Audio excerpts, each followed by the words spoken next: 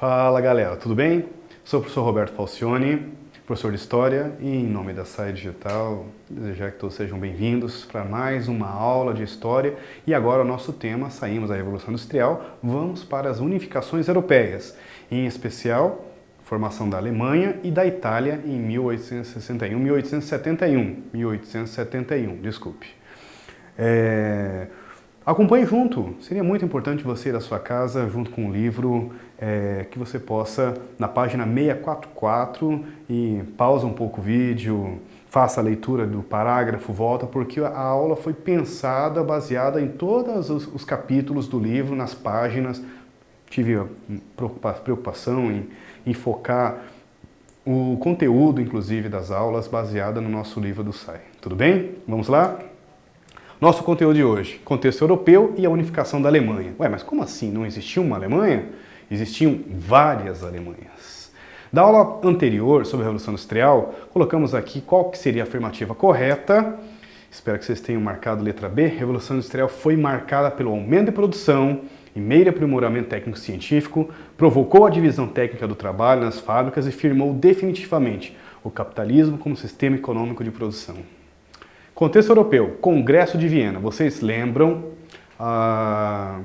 como que ficou a Europa napoleônica, o Reino Império Francês, o Reino da Espanha, o Reino de Portugal, toda uma redefinição do mapa europeu por causa do Império Napoleônico. Quando Napoleão cai, né, ele é derrotado, ocorre um conceito de restauração em 1815, onde as famílias nobres tentam retomar o poder, retomar as suas dinastias e restabelecer as fronteiras que tinham dos impérios, né? Então esse é o Congresso de Viena.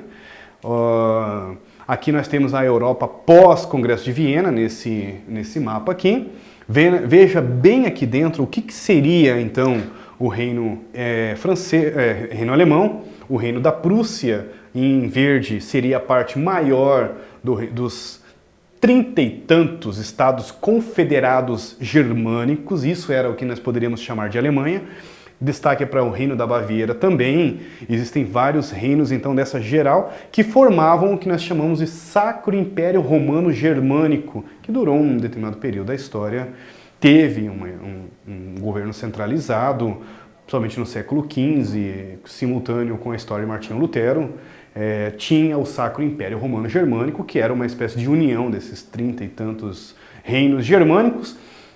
Em comum tinha uma língua alemã, mas tirando isso, cada um com seu rei, com as suas leis, com seus costumes, com a sua forma de lidar com a sociedade, com as suas características culturais diferenciadas.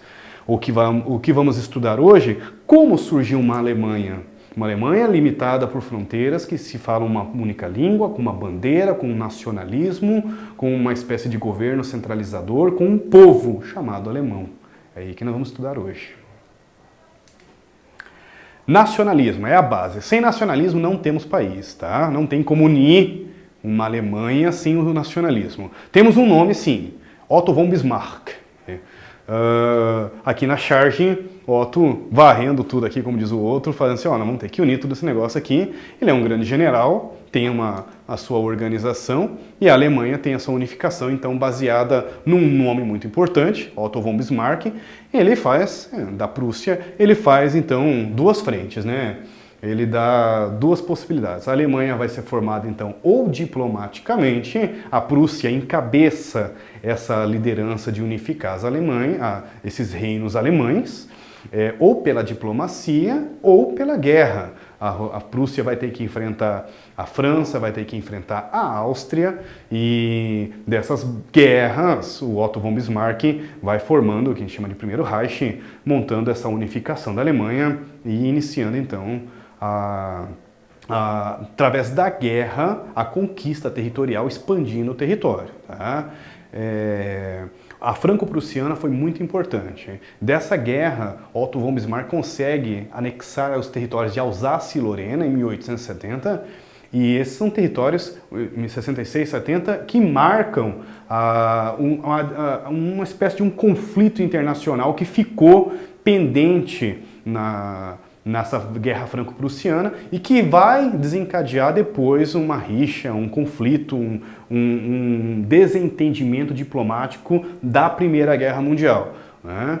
Dessa Primeira Guerra Mundial, depois a França recupera a Alsácia-Lorena e vai virar novamente o motivo para desencadear a Segunda Guerra Mundial com Adolf Hitler, quando ele propõe anexar novamente a Alsácia-Lorena e invadir depois a França. Então vocês têm que entender, historicamente, está ligado desde a formação da unificação da Alemanha, esse conflito internacional entre França e Alemanha. Na década de 30, houve um avanço da situação econômica chamada Zollverein. O que é o Zollverein? O Zollverein é uma aliança, uma união aduaneira para facilitar o escoamento comercial dos Estados alemães, sem a participação da Áustria, o que incomodou muito, inclusive, os austríacos. E ali os prussianos, os futuros alemães, experimentaram o que nós podemos chamar de uma liberdade comercial. Falei, poxa, imagine então se esses 39 estados alemães fossem unidos, fossem um único país, como seria interessante. Então, estabelecendo o Zollverein estimulou sim o comércio e deu um sentimento de nacionalismo. O nacionalismo alemão, né, ele emerge durante a ocupação francesa, período napoleônico, se intensifica na Restauração, como uma resposta, inclusive, contra essas tentativas das coroas alemãs em restabelecer os seus poderes. Durante a Restauração, tem uma luta pela unidade germânica, por reformas liberais, que foi travada principalmente por estudantes e professores.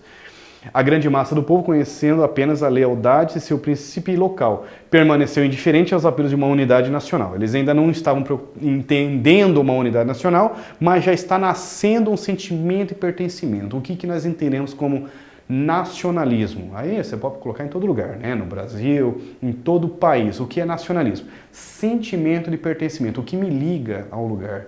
É a bandeira, é a minha língua, meus costumes, minha cultura, o meu costume de comer alguma coisa que tem só na minha vila. Sentimento de pertencimento. E isso que liga o meu amor, o chamado amor à pátria. O que é esse sentimento de pertencimento? Guerra Austro-Prussiana, 1866, vitória prussiana e anexação e Batalha de Sadova vencida pelos prussianos. Guerra Franco-Prussiana, 1870, o professor Roberto comentou, vitória prussiana e eles anexam regiões da Alsácia-Lorena ricas em carvão mineral e jazidas de ferro, principais tipos de materiais utilizados naquela época da industrialização. Tem que pagar, inclusive, uma elevada reparação de guerra.